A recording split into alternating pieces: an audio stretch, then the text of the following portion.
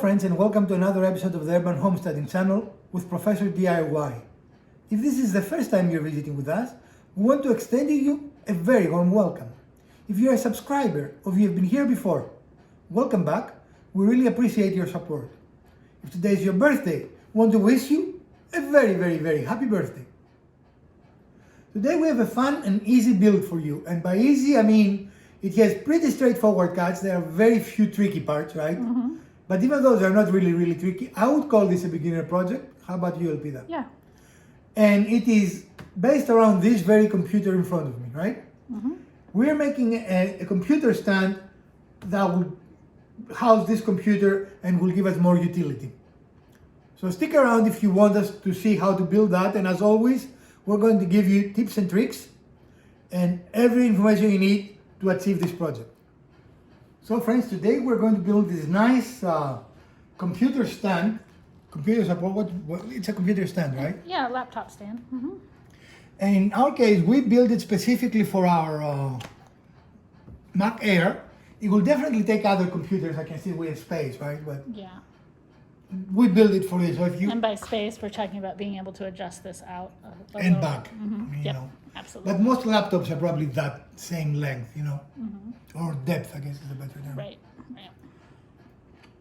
So this is our finished product, and it is designed to be movable, portable, movable. Yeah.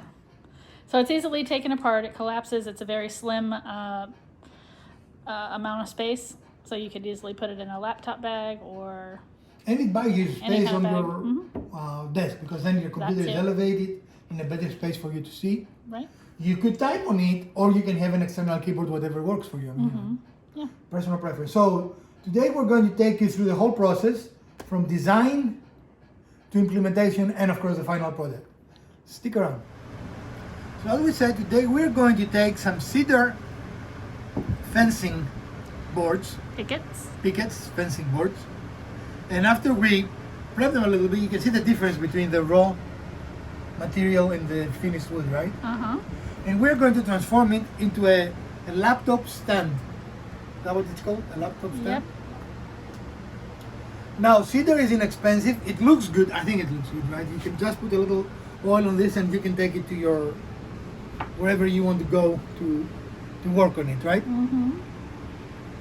So we're going to show you this project from conception, from us drawing it up with a very extensive equipment we have, drawing and designing CAD equipment, Uh-huh. which is Mrs. Dr. DIY. That's our CAD equipment. And we're going to always show you exactly how to do a project like this. You do not have to use cedar, right? Right. You can use any material you want. And while we made this with a MacBook Air in mind, really you can make it for any computer you want, just adjust the dimensions, right? Right. So we're not going to give you the dimensions because they're irrelevant. The process is what makes a difference. And we're going to give you every step. So we do not have CAD software. And we're going to hand draw what will essentially become our template, right? Mm-hmm. So this paper is, it's 9 inches by 12. We're gonna make a drawing because this is very similar to the size, or at least the length that we want it to be. So I'm gonna make a little bit of a mark here, just so I stay within the width of the board we're gonna use. And because we want to make this with the least amount of cuts, our board will be 5.5, right? Yep, So we are marking it at 5.5. 5.5.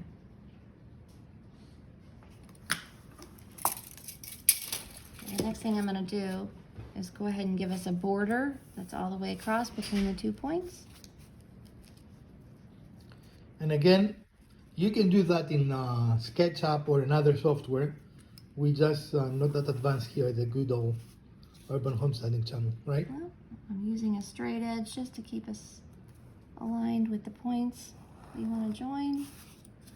And so this is the piece of wood we would be using. Okay. By using the dimensions of whatever wood you're using to make this project, you're going to have much less cutting to do, and you're going to end up with a nicer looking piece of furniture. Are we going to have the little hook 1 inch? You might want to mark 1 inch down from your top. Yeah.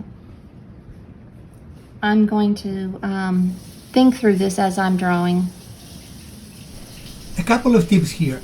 Using pencil instead of pen will allow you to erase any mistakes, and don't be afraid to experiment. This is the first step of our design process, and we're only looking to have the general shape that we hope to achieve in that project. So be free to change things here, and if you do not like what it is, start from zero again. It is not uncommon that you try this a couple of times before you set up on a design you like.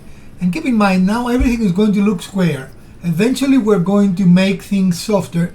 So now you're going to see only 90 degrees, and that is because it will make our construction much easier. And then when we are finished, you're going to see later in the video, we are going to soften all the 90 degrees to make it look much softer and much nicer. Okay, this top doesn't have to be parallel to this. Yeah, Or you want it parallel? I don't care if it's parallel.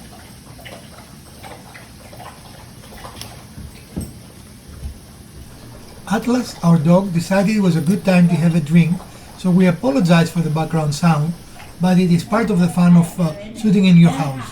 Here you go, buddy. There you go. Very hot. No, it has to be straight up. Take your time here. Spend time to make things the best you can and to allow you for the easiest cutting process, because that will ensure that the project will go smoothly. The more complex cuts you have, the harder it will be to execute the cuts in a way that you do not make mistakes. So taking your time here will pay dividends in the end by having a smoother project overall and by able to make it, to complete it, in the fastest possible way without wasting a lot of your material. Notice, as always, our measuring is very minimal, because once you establish the overall shape and size, everything should fall in place. Have fun here. Make different shapes, make different arrangements, until you reach some point that what you see on the paper matches what you had in your mind, and you feel you can execute all the cuts and all the necessary changes. So that will be our template. Again, we're prototyping. We're going to go and cut one, and if we like it, we're going to cut another one. If we don't, we're going to change the template and go from there, right? Mm-hmm. So the next step in our prototyping will be to cut our template. Here we're using paper for our template, which is probably the worst material. I would prefer that you use maybe cardboard or something a little more stiff that will give us a little more rigidity when we start working. Now we're going to round things, but for cutting purposes it's easier to do it in 90 degrees angles, right? Yep. Using soft sanding will achieve all the rounding we need on this project, so it is straightforward. And that's why this didn't go all the way up. I just think that's not necessary, and it just makes it stick up too far. So that's your template, and then again this is a prototype, so we're going to go and cut a piece of wood and see if we like it, and if we like it, then we'll move to the production by cutting another piece identical to the first. Correct? Mm-hmm. And here is our rounded template, and let's see if our computer will fit. Again, we're making this for this specific laptop. It will take other laptops as well. You can make it bigger or smaller to fit your laptop, right? All right, that looks good to me. What do you think? Yep. All right. We're going to use our thickness planer. If you don't have a thickness planer, you can achieve the same result by sanding, right? Yep. You want to clean the planer or what? I didn't know what you were doing. Having a thickness planer or a thickness sander makes this process very uniform and quite fast. However, this is not a necessary tool. By using a sanding, a very inexpensive handheld sander, you can achieve very similar results. But you do need to sand. This is going to be a furniture style type of project, and you want it to be both smooth to the touch, and also if you pay close attention, you can see how different and how much more improved the finished product look. You just take a very rough board and make a nice smooth finished board. So even though I do not like sanding in general, in a project like that, I do support sanding but since I have the thickness planer, I use my thickness planer. So I cheat a little bit here. My apologies for that. You don't have to worry about it if you don't have it, however. Finishing a piece is about as important as building it, because the end product, what you're going to see and touch, makes a lasting impression on when you use the piece. So a little bit of time here, or a lot of time here, will give you a much better result that you're going to enjoy in a much greater level. And you can see how beautiful that looks, right? I mean, this is just awesome. And if we want to be a perfectionist, we also need to do this side, but one of the two sides is going to go away, right? So if we want, we can do one of the sides. Let's do that anyway. Okay. Again, a jointer is not needed here, but I have it, so I use it. Sanding will achieve the same result, but it is nice to have a nice finished edge, since this is going to be what is touching your desk when you are actually using this as your computer, your laptop stand. So when you said you want to make this go away, what you really meant was that we're going to take the edge off, and Right. because we have this joiner, we use the joiner, it goes really quick and easy, as you just saw. But you can sand it. You can sand it, but here's what it looks like finished, and then here, of course, is what it looks like as a rough. And actually edge. this side looked even rougher. Yeah. We removed the rougher side. Okay. Okay. So here's our board. We're going to put that template on there, and we're going to trace it out. Take care here to set your template exactly what you want it. If you see here our template, you see we're matching it with the bottom of our piece and with the edge of our piece.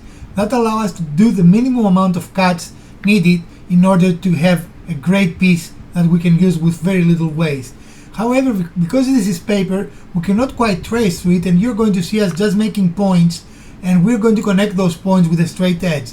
This is not necessary if you have something harder.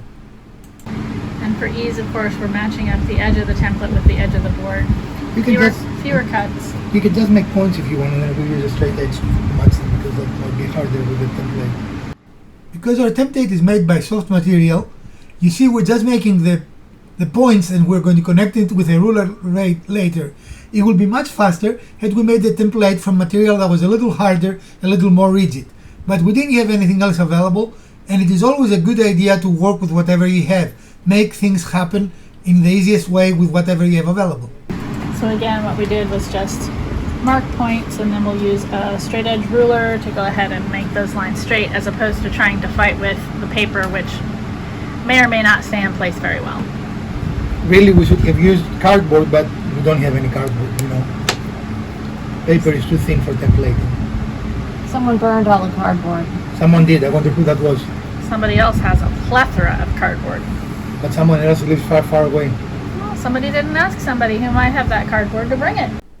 And the most important tip of all, have fun. Our bander here makes the building process much more enjoyable. So now nobody has cardboard. All I'm saying is that cardboard would be a little better for this purpose. I know. And all I'm saying is we have it as a resource. Again, be resourceful. We did not use the best material possible, but we used the best material we had available to us, and we did make it work, and that in my mind is the important thing. Use whatever you have available. Do not go out and spend unnecessary money just to have the perfect or the best material possible. So here is our template, and you can use a saw like this, which is a scroll saw, to cut this, right? That's a coping saw. That's a coping saw, sorry, yeah. Yeah. And we have the power version of the coping The saw. actual scroll saw.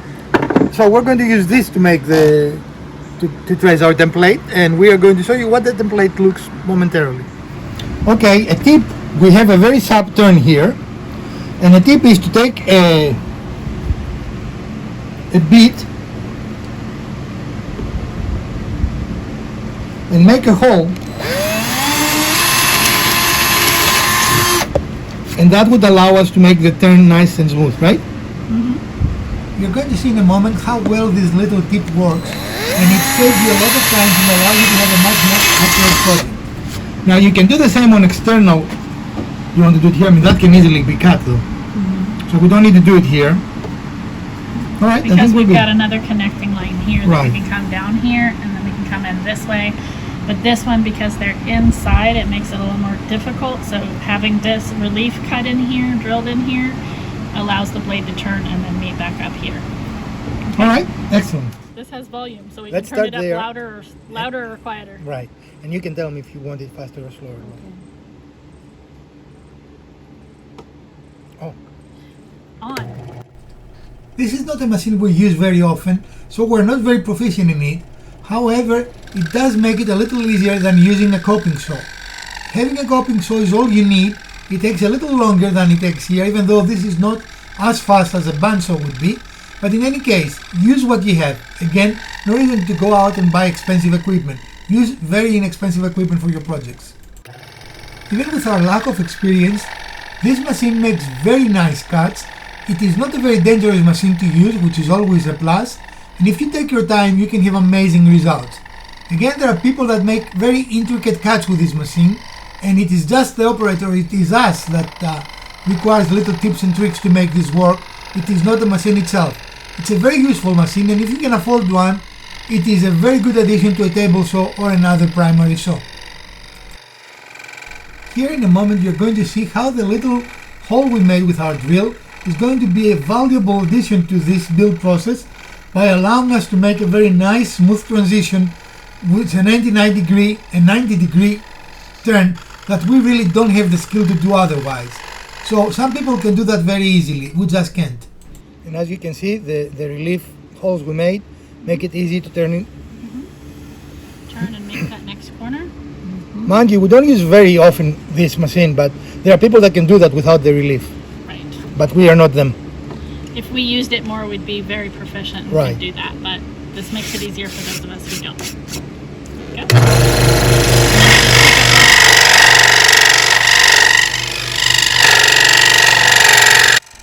This simply worked beautifully, as you can see.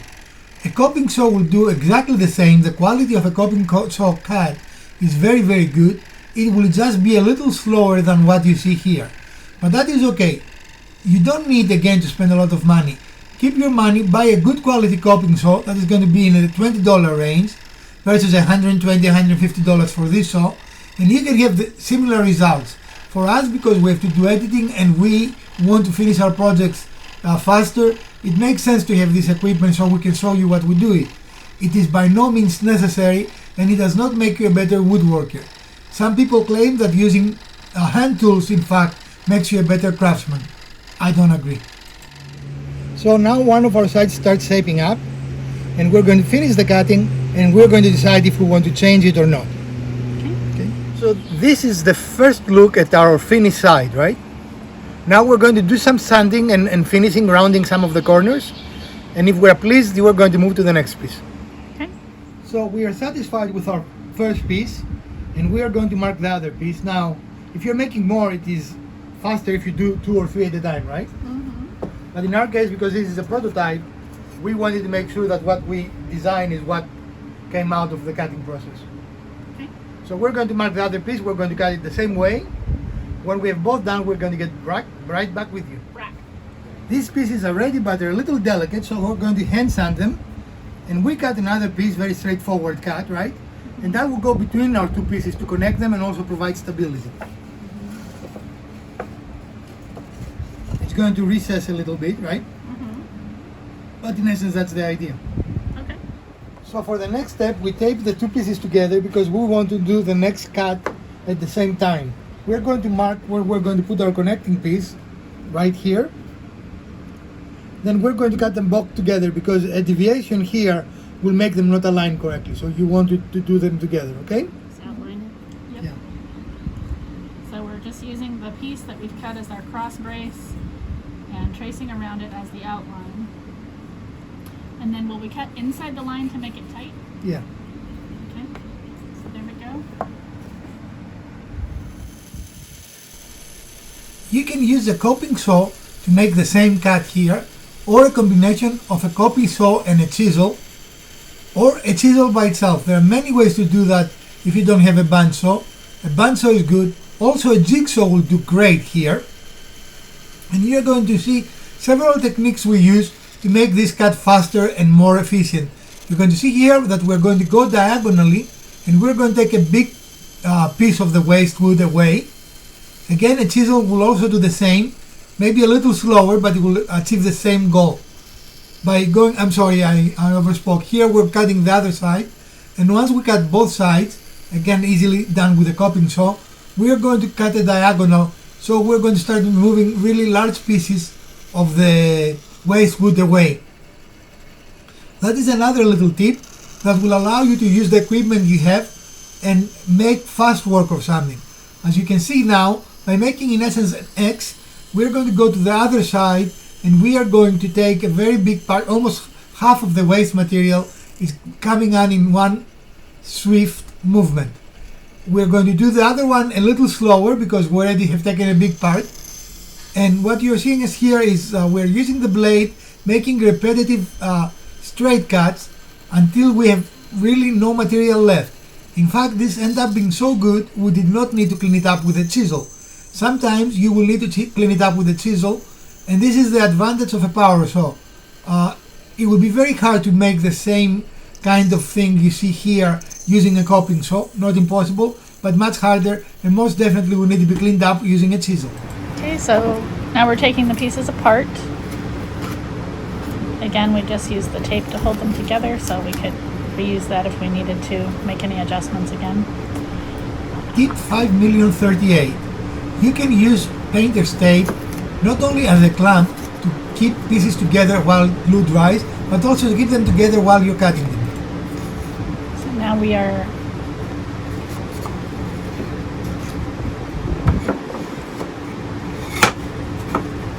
You can see how nicely the pieces coming together.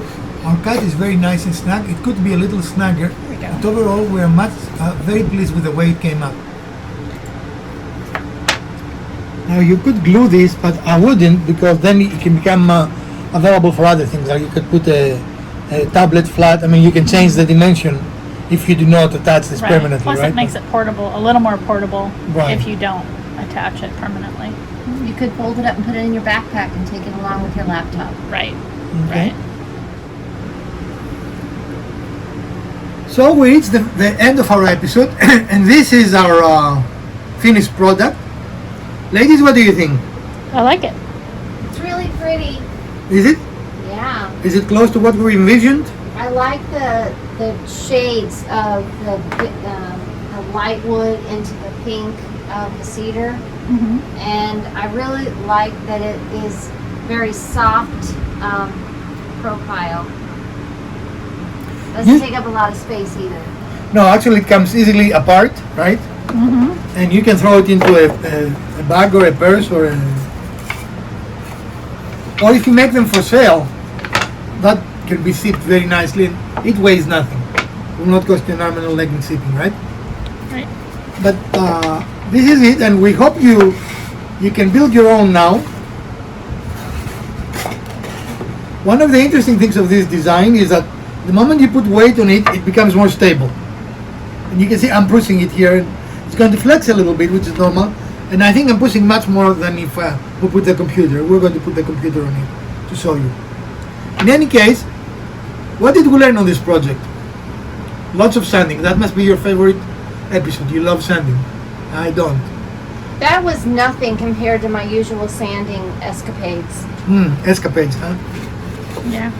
Escapades. So how much something like this cost?